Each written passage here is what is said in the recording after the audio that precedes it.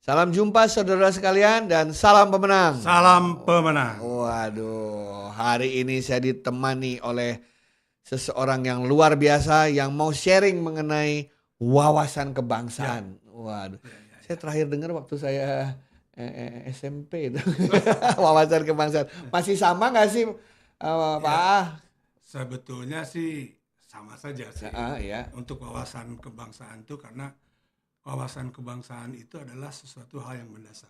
Oke. Sesuatu hal yang mendasar yaitu mulai pemahaman terhadap nilai-nilai, Hmm. kemudian budaya, Oke. kemudian juga aturan-aturan, Iya. agama dan lain sebagainya. Gitu. Dalam konteks kita sebagai warga negara Indonesia. Oh iya, tentunya dalam konteks warga negara Indonesia. Oke. Kan sama saja kan? Iya. Nilai-nilai budaya dan statusnya itu sama. Kenapa penting kita memiliki wawasan kebangsaan itu? Nah, itulah sebetulnya wawasan kebangsaan itu merupakan suatu konsep ya. Ya. Konsep pemahaman dan konsep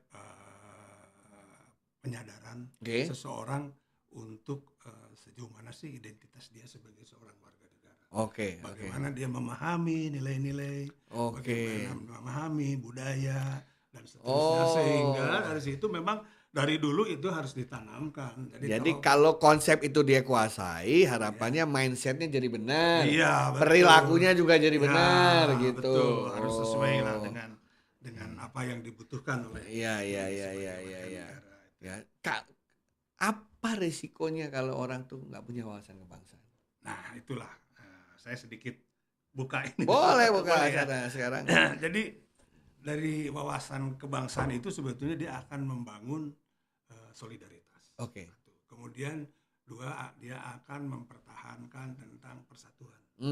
Dan ketiga, dia menghormati kebersamaan. Itu kan dipentingkan itu untuk warga negara, untuk negara Indonesia yang demikian beragam. Ya. Keberagaman agama, suku, bangsa, dan ini berarti orang-orang yang suka konflik karena masalah SARA dan lain sebagainya itu pasti karena belum punya konsep wawasan kebangsaan. Barangkali itu salah harus satu didalami caranya. masalah itu. Sehingga itu menjadi suatu, tadi kata profesor, dari dulu sampai sekarang apakah sama ya harus sama. Karena Indonesia ya tetap ada. Seperti itu. Jadi itu paling mendasar sebetulnya. Seharusnya ditanamkan semenjak kapan tuh paling pasnya itu? Karena kan kayak konsepnya berat nih. Ya, betul. Sebelum saya menjawab ke situ, bahwa wawasan kebangsaan itu harus ditumbuhkan melalui pendidikan dan komunikasi. Kalau melalui pendidikan berarti dia sejak kecil.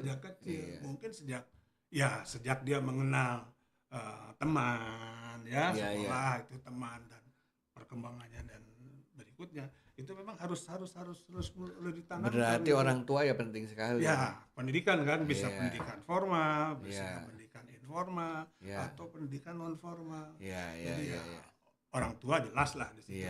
Karena sikap, perilaku itu kan awalnya dari keluarga. Iya. Jadi termasuk mengenal tetangga, siapa gitu kan ya, ngelihat siapa mereka. Betul sekali. Ya mungkin di keluarga besar kita juga kita lihat itu semua ya, ternyata kakeknya kakek berasal dari daerah yang berbeda. Ya, kemudian adiknya bapak lahir di tempat lain. Suka cerita kan kadang-kadang kakek itu. Saya aja lahir dari keluarga yang berbeda-beda suku bangsanya. Ibu saya ada dari Palembang, bapak saya dari Sunda, kemudian dari ini kebetulan istri saya. Itu dari Pulau Rote, dari Jawa, jadi macam-macam gitu. Jadi orang Indonesia. Nah, itulah keberagaman itu. Nah, itu memang harus kita tanamkan ya. Banyak yang bilang Indonesia itu negara bangsa katanya. Karena ada berbagai jenis itu ya. Jadi wawasan mengenai kebangsaan itu sangat wawasan kebangsaan itu sebagai satu hal yang mendasar. Ya. Ya itu tadi saya bilang kita harus menjaga persatuan, menghormati keberagaman. Makanya saya lihat banyak terjadi ya, kita mengalami berbagai peristiwa, krisis, konflik dan lain sebagainya yang kalau di negara lain udah bubar. Tapi kita masih bertahan. Nah, itulah. Karena punya wawasan diantaranya kebangsaan itu salah satu. Oh, penting sekali berarti. Ya, betul. Ya, samping itu juga ideologi kita, Pancasila, Undang-Undang Dasar 45. Terutama Pancasila itu yang akan membuat kita bukan sekedar hafalan. Tapi menghayatinya itu apa sih sebenarnya gitu ya. Dan harus diimplementasikan dalam perilaku sehari-hari. Nah, ini yang sebetulnya harus ditanamkan itu dari mulai kecil. Makanya pendidikan dan komunikasi itu harus betul-betul ini sebagai salah satu.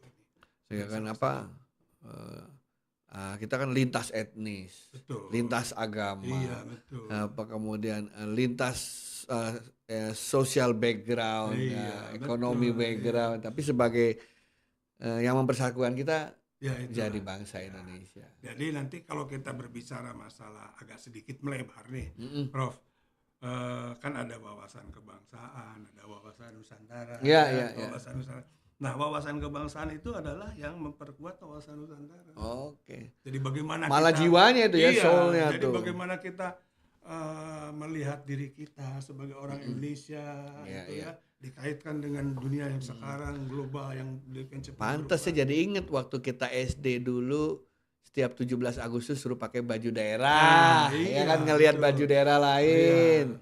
Itu ya untuk menjaga kebersamaan, untuk menghormati perbedaan.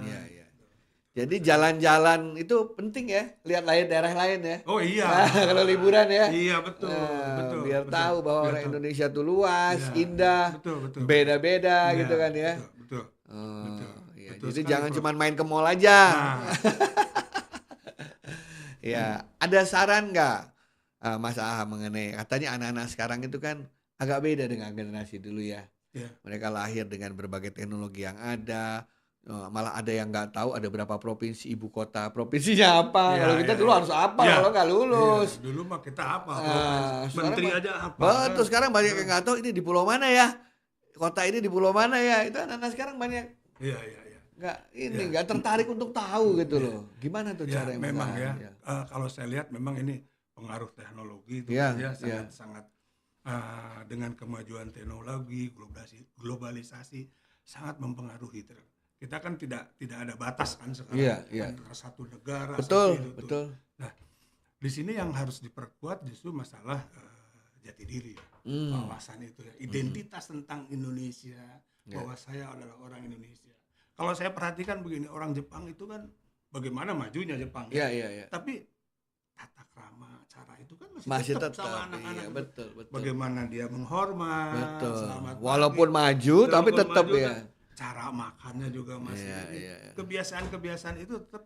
Nah itu kan akan mencerminkan bagaimana dia punya identitas bangsa.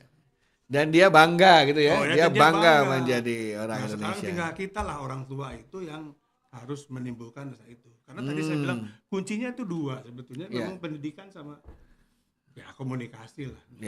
Berarti pendidikan harus masuk ke pendidikan formal juga ya. Selain di rumah pendidikan formal harus ada.